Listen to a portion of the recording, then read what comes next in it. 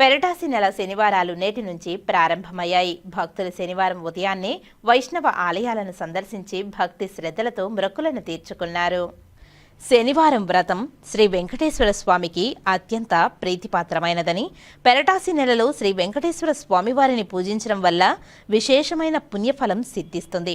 ఈ వ్రతం చేయాలనుకునేవారు ప్రతి శనివారం ఉదయం స్నానం చేసి ఇంటిని శుభ్రం చేయాలి. శ్రీ వెంకటేశ్వర స్వామి పటాన్ని లేదా విగ్రహాన్ని శుభ్రం చేసి పూలమాలలు, పువ్వులతో అందంగా అలంకరించాలి.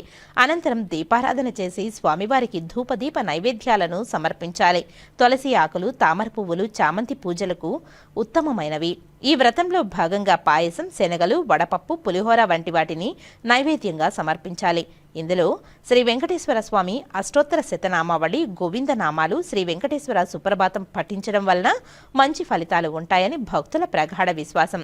పూజ అనంతరం పేదవారికి అన్నదానం చేయడం లేదా వస్త్రదానం చేయడం శుభకరం. ఈ వ్రతం చేయడం వల్ల అష్టైశ్వర్యాలు, సుఖ సంతోషాలు, ఆయురారోగ్యాలు, ధనలాభం కలుగుతాయని భక్తుల ప్రగాఢ విశ్వాసం. వివాహ జాప్యం ఉన్నవారు, సంతానం లేనివారు ఈ వ్రతం చేయడం వల్ల మంచి ఫలితాలు పొందుతారు. అలాగే శని దోషాల నుండి కూడా ఉపశమనం లభిస్తుంది. కాగా పెరటాసి నెల నేటి శనివారం నుండి ప్రారంభం కావడంతో అలిపిరి మెట్ల మార్గంలో భక్తులు మెట్లకు పసుపు, కుంకుమ రాసి పూజలను చేశారు.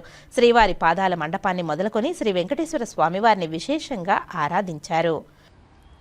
శ్రీ వెంకటాద్రి నిలయ కమలా కాముకః పుమాన్ అభంగుర విభూతిర్నస్తరంగయతు మంగళం. కలియుగ ప్రత్యక్ష దైవం, అనేక వేల కోట్ల మంది భక్తజనులకు కొంగు బంగారమైనటువంటి శ్రీ వెంకటేశ్వర స్వామి వారికి ఎంతో విశేషమైనటువంటి మాసం కన్యామాసం. దీనినే పెరటాసి నెల అని కూడా పిలుస్తారు. పెద్దల యొక్క ఎంతోమంది గొప్ప గొప్ప భాగవతులు, భక్తుల యొక్క నమ్మకం ఈ కన్యామాసంలో వచ్చేటువంటి శ్రవణ నక్షత్రం రోజునే తిరుమల వెంకటేశ్వర స్వామి వారు భక్తులనందరినీ కూడా విశేషంగా మొట్టమొదటిసారి అనుగ్రహించారు అని పెద్దలందరి యొక్క నమ్మకం కూడా.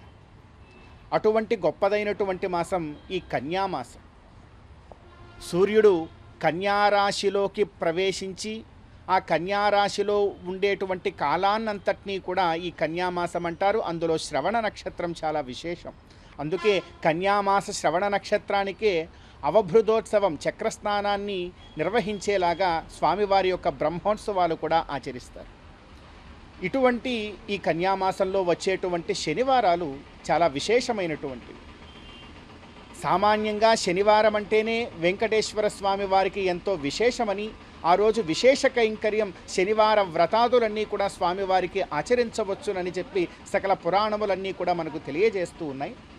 అందులోనూ విశేషించి ఈ కన్యామాస శనివారం అనేటువంటిది అత్యంత ఫలప్రదాయకమవుతుంది.